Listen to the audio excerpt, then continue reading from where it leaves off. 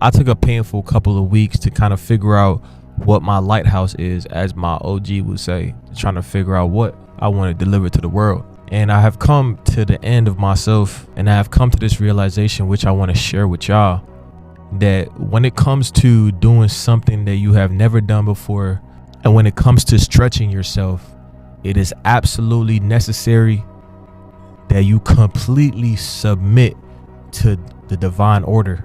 You cannot have any ounce of control in that order, or else you will be exhausted. You might be wondering, how is this gonna benefit me in anything?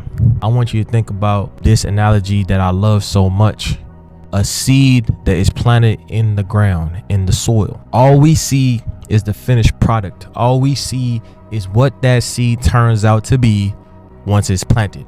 But as I told one of my friends, I said, if that seed had a voice, what would that seed say? When that seed is planted in the ground, the seed has a form, it has a body.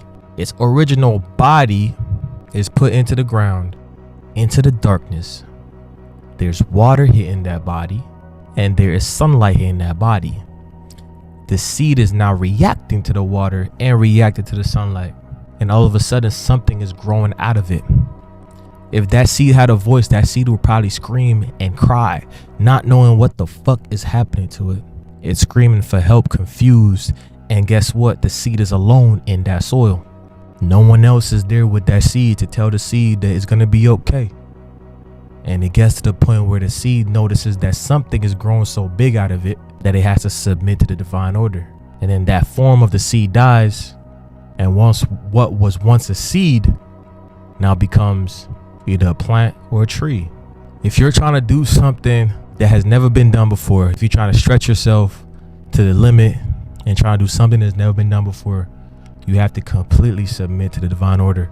You have to completely be willing to go through this absolute dark valley, and you pretty much have to be rebirthed into a new being.